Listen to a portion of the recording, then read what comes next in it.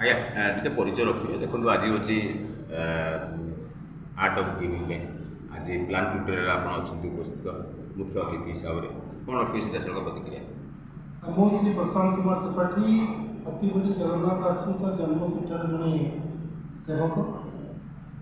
Art of giving ଗୋଟେ ଐତିହାସିକ ପଦକ୍ଷେପ। ପ୍ରତ୍ୟେକଟି ମାନବ ଭିତରେ এই ଦେବାର ଯେଉଁ ପର୍ଯ୍ୟାୟ ଆରମ୍ଭ ହେବାର ଆବଶ୍ୟକତା ରହିଛି, ଯେଉଁଟାକି ଅଚ୍ୟୁତ ସାମନ୍ତ ପ୍ରବର୍ତ୍ତନ କରିଥିଲେ, ଏବଂ ପ୍ରତ୍ୟେକଙ୍କୁ ଦେବାରେ ଯେଉଁ ମହତ୍ତ୍ୱ ଅଛି ସେଇଟା ଆଜି এই ପ୍ଲାନ୍ ଟ୍ୟୁଟୋରିଆଲ୍ରେ ଆମେ ଆରମ୍ଭ କରିଛୁ। ଏବଂ ମୋର ଯେଉଁ ଅତିଥିମାନେ ମୋ ସାଙ୍ଗରେ ଯେଉଁମାନେ ଥିଲେ ସେମାନେ ମଧ୍ୟ ଏହାର ମହତ୍ତ୍ୱ ଏବଂ ପରାକାଷ୍ଠା ବିଷୟରେ ସବୁ କଥା ରଖିଛନ୍ତି। ଏବଂ ଦେବାଟା ଗୋଟିଏ ଶବ୍ଦ ନୁହେଁ, ଦେବାଟା ଗୋଟେ ବ୍ୟାପକତା ଏବଂ ଯେଉଁ ଦେବାରେ ଯେଉଁ ଶାନ୍ତି ଅଛି ତାହା ନିଶ୍ଚୟ ଆଜି ଆମେ ହୃଦୟଙ୍ଗମ କରିଛୁ। ଏବଂ ଏଇଟା କେବଳ କଥାରେ ରହିବନି, ଆଗାମୀ ଦିନରେ ଏ ଦେବାର ମହତ୍ତ୍ୱ ଏବଂ ଦେବାର ପୁଣ୍ୟତା ସବୁ ପିଲାମାନଙ୍କ ଠାରୁ ବଡ଼ ପର୍ଯ୍ୟନ୍ତ ସମସ୍ତଙ୍କୁ ବୁଝେଇବାର ଆବଶ୍ୟକତା ରହିଛି। ଆର୍ଟ ଅଫ୍ ଗିଭିଂ ଡେ ଆପଣ ପ୍ଲାନ୍ ଟ୍ୟୁଟୋରିଆଲ୍ ଅଛନ୍ତି, ଆଜି ଛାତ୍ରଛାତ୍ରୀମାନଙ୍କୁ ଉଦ୍ବୋଧନ ଦେଉଥିଲେ। ସମସ୍ତଙ୍କୁ ପ୍ରଣାମ କରୁଛି, ଧନ୍ୟବାଦ ଜଣାଉଛି, କୃତଜ୍ଞତା ଜଣାଉଛି ଯେ ଆଜି ମେ 17 ଆର୍ଟ ଅଫ୍ ଗିଭିଂର ଯେଉଁ ଦେବା ଦିବସ।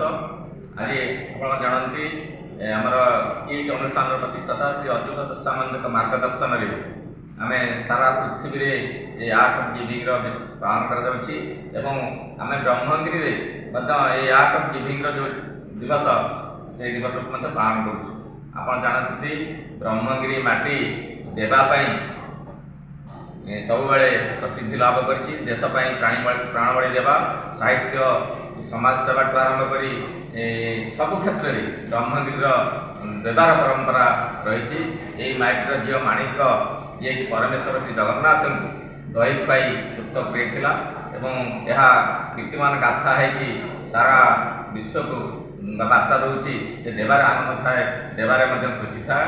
ତେଣୁ ଯେତେ ଆନନ୍ଦ ଅଛି, ଯେତେ ସୁଖ ଅଛି, ସବୁଠୁ ନୈସର୍ଗିକ ସୁଖ ହେଉଛି ଅନ୍ୟକୁ ଦେଇକି ତା ମୁହଁରେ ହସ ଖୁସି ଫୁଟେଇ ପାରିଲେ ସେଥିରେ ଗୋଟେ ସ୍ୱତନ୍ତ୍ର ଆନନ୍ଦ ମିଳେ। ସେ ଆନନ୍ଦରେ ଭଗବାନ ଖୁସି ହୁଅନ୍ତି।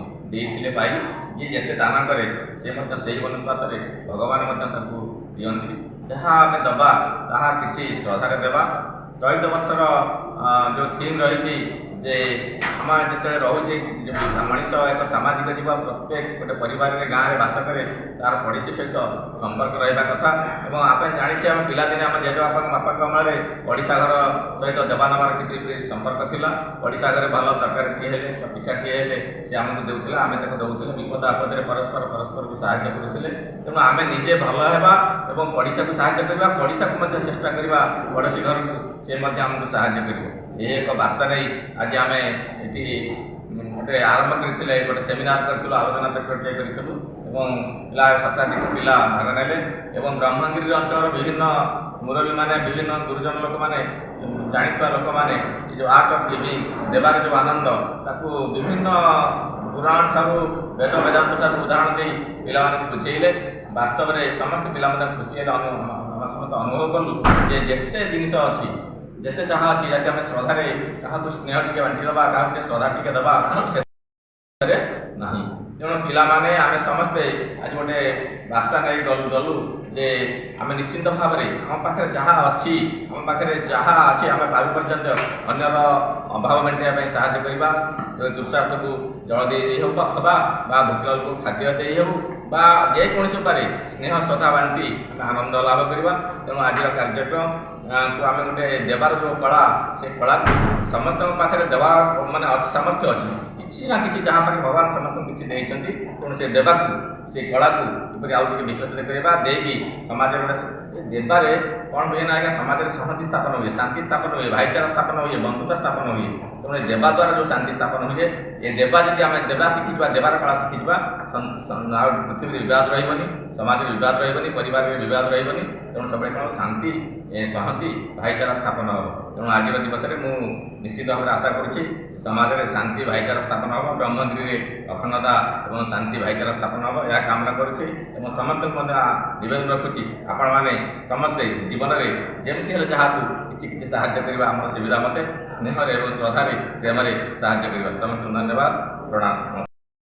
देखो आज हूँ 12तम anniversary art of giving day तो कौन रखिए या सीधासल प्रतिक्रिया आप प्लान ट्यूटोरियल अच्छे आज गोटे पवित्र दिन बोली आम निजी मन करूँ। आज 12तम आर्ट ऑफ गिविंग डे यार प्रवर्तन करते ओडिशार गर्व गौरव शिक्षाविद तथा ये सारा भारत में भारत बाहर जड़े सुपरिचित व्यक्तित्व है डॉक्टर अच्युत सामंत मन मध्य से चिंता कर देवार जो आनंद थाए कौथे ना तेणु देवा केवल अर्थ नुहे देवा विभिन्न प्रकार दान हो पारे शिक्षा दान एवं ठू आरंभ करी विद्यादान शिक्षादान ठू आरंभ करी विभिन्न प्रकार साहाय्य सहानुभूति एवं शारीरिक मानसिक सब स्तर में देवारे जो आनंद उपलब्धि करते डॉक्टर अच्युत सामंत तेणु सी चिंता कर सारा पृथ्वी में जमी विचलित हो एवं यही वार्ता समस्त समस्त को भल पाइबा दिंतु तेणु यही दिवस को पालन करने को आम आज कॉलेजर जो विज्ञान विभाग छात्र छात्री मैंने प्लानेटोरियम आसी उपस्थित थे शताधिक पिला तेणु आज एवं बहु अतिथि वृंद जोगदे आज आम से पिला उद्बोधन दे भविष्य जीवन में से कमी देवार जो गुणटा शिखिबे से शिक्षा दान देलु पिला बहुत खुशी है मु भावुँ आम पिला जी कहले सी बोध आमको आहरी अधिक कहते सहित आज आर्ट ऑफ गिविंग सहित गोटे नेबरहुड बा पड़ोशी सहित किभली संपर्क रखिब से कथा से कहते तेणु पड़ोशी विषय में आलोचना कला पड़ोशी आम केमी भल पाइबा और ता सहित देवार जो आनंद ताकू उपलब्धि करवा एवं समस्त आगे आम बांटा यही कथा आज प्रति आम निजी धन्यवाद करूँ।